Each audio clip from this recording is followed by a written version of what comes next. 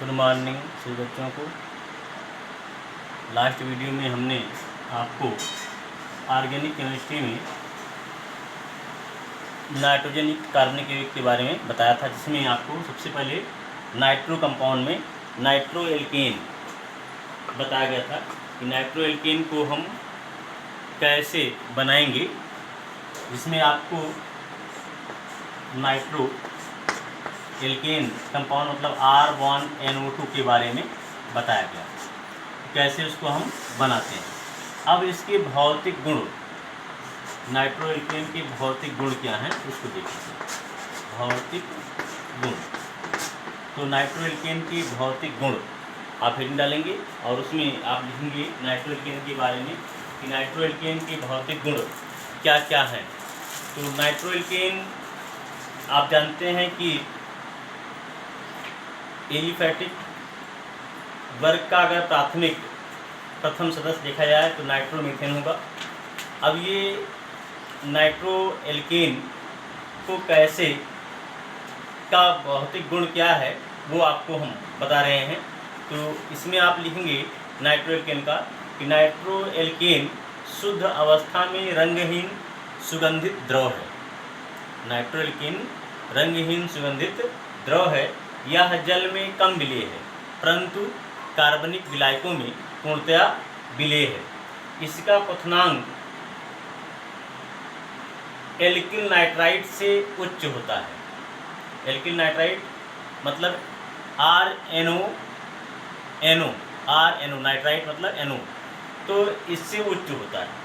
ठीक, तो लगभग जो है, जैसे मान लीजिए हम कहें अगर जैसे एथिल अल्कोहल का जैसे एथिल नाइट्रोइथेन का C2H5, मान लीजिए C2H5NO2 ये नाइट्रोइथेन है, इसका क्वथनांक 115 डिग्री सेंटीग्रेड है।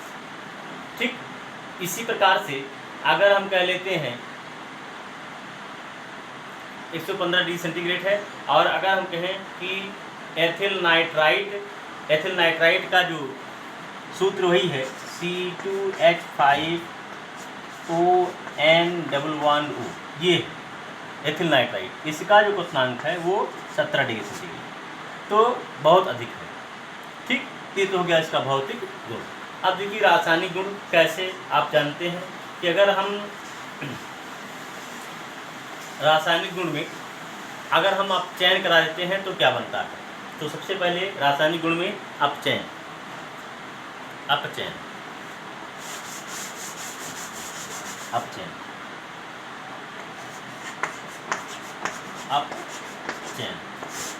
में देखिए, अगर नाइट्रो एल्केन का अपचयन होता है तो बनता क्या है, एमीन बनता है। कैसे लिखेंगे कि जब टिन तथा हाइड्रोक्लोरिक अम्ल की उपस्थिति में नाइट्रो एल्केन का अपचयन होता है तो प्राथमिक एमीन बनता है।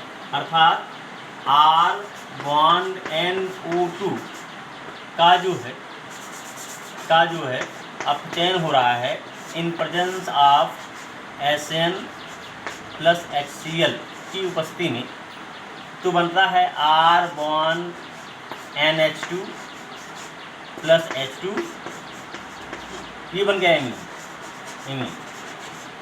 ठीक ना। जब नाइट्रो एल्केन का अपचयन होगा तो बने क्या, एमीन बनेगा। कब, SN और HCl की उपस्थिति। इसी प्रकार जब दूसरी उपस्थिति हो जाए, इसी प्रकार जब जिंक चूर्ण की उपस्थिति में, ध्यान रखना है R1NO2 का अपचयन हो रहा है इन प्रेजेंस ऑफ जिंक, तो जो यौगिक बनता है वो आपका एल्किल हाइड्रॉक्सिल एमीन बनेगा, R1NH OH प्लस H2। ये एल्किल हाइड्रॉक्सिल एमीन बनेगा। ठीक, तो अपचयन दो केस में हो रहा है। अगर हम SN अथवा हाइड्रोक्लोरिक अम्ल की उपस्थिति में कराते हैं तो नाइट्रो एल्केन से एमीन बन जाता है, और अगर जिंक की उपस्थिति में कराते हैं तो एल्किल हाइड्रॉक्सिल एमीन बन जाता है। ठीक, अगला देखेंगे, जल अपघटन होगा तो क्या बनेगा।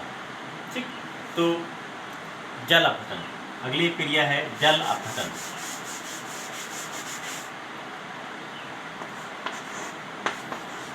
जल अपघटन बहुत ही इंपॉर्टेंट रिएक्शन है जल अपघटन।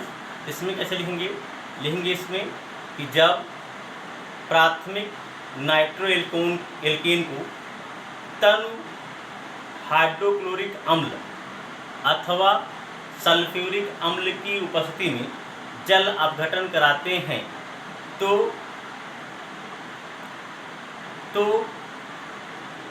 जो यौगिक बनता है वो बनता है कार्बोक्सिलिक अम्ल बनता है। क्या बनता है, कार्बोक्सिलिक अम्ल बनता है। जैसे R1CH2 NO2, ये क्या है, प्राथमिक नाइट्रो एल्कीन। इसका जो हो रहा है जल अपघटन हो रहा है, H2O के साथ अक्रिया हो रहा है। किसकी उपस्थिति में, HCl या ले लीजिए या H2SO4 ले लीजिए, दोनों में से की उपस्थिति में होता है तो बन जाता है एसिटिक एसिड R1COOH,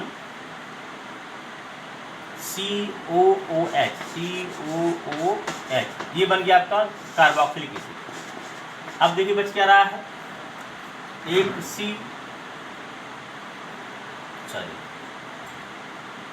बच रहा है NH2। ठीक, ये बच रहा है, इसका नाम हाइड्रोक्सिल एमीन है, हाइड्रोक्सिल एमीन ये, और ये कार्बोक्सिलिक अम्ल बनता है। तो क्या लिखेंगे, जब अम्ल अर्थात सल्फ्यूरिक अम्ल अथवा डाइल्यूट हाइड्रोक्लोरिक अम्ल की उपस्थिति में प्राथमिक नाइट्रो एल्केन का जल अपघटन होता है तो कार्बोक्सिलिक अम्ल और हाइड्रोक्सिल एमीन बनता है। ठीक, ये हो गया। अगली क्रिया है हैलोजनीकरण, ठीक ना, तो लिखेंगे अगला हैलोजनीकरण।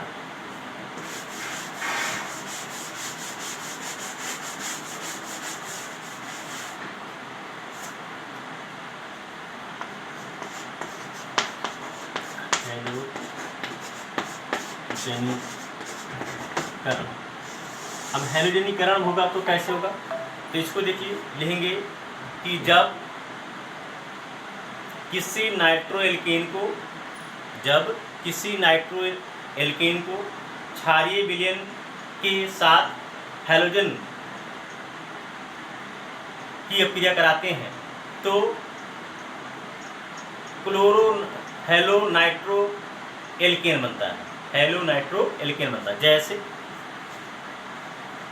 नाइट्रोमीथेन CH3NO2, नाइट्रोमीथेन क्षारीय ईंधन में, मतलब NaOH ले लिया गया, NaOH प्लस Cl2 ले लिया गया, ये क्षारीय माध्यम में नाइट्रो एल्केन का हैलोजनेशन करा रहे हैं तो बना, हमने बताया CCl3NO2 प्लस, देखिए प्लस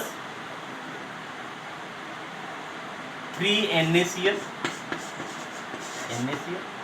प्लस 3H2O। अब इसको संतुलित करना है तो यहाँ पर 3 से मल्टीप्लाई कर दीजिए, 3 हो गया, ठीक, और 3 3 6, यहाँ पर 3 से, ठीक, ये हो गया संतुलित, ठीक है ना। तो ये तो हो गया आपका क्लोरोपिक्रिन, नाम सुने होंगे इसका, क्लोरोपिक्रिन,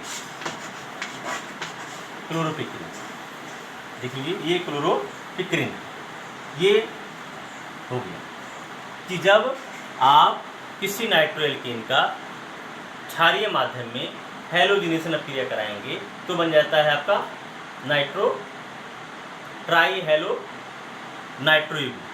ठीक, अब अंतिम अभिक्रिया है ऊष्मा का प्रभाव।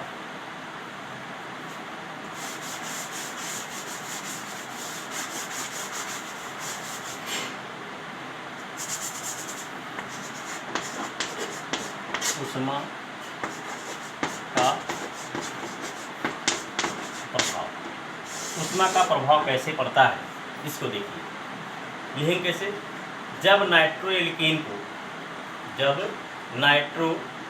को 300 डिग्री सेंटीग्रेड ताप पर गर्म करते हैं तो एल्कीन बनता है।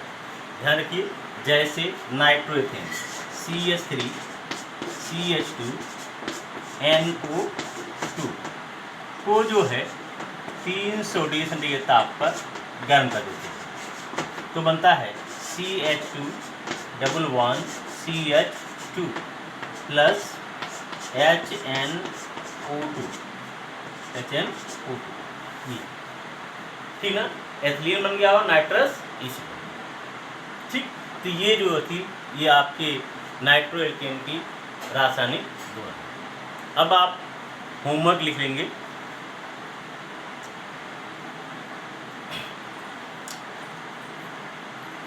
नाइट्रो एल्केन और एल्किल नाइट्राइट, नाइट्रो एल्केन और एल्किल नाइट्राइट में क्वथनांक दोनों का समअवयवी रूप में है तो किसके क्वथनांक अधिक होंगे।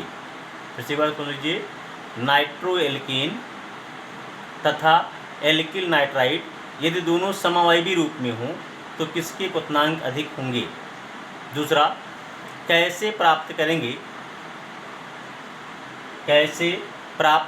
करेंगे नाइट्रो एल्केन से कार्बोक्सिलिक एसिड।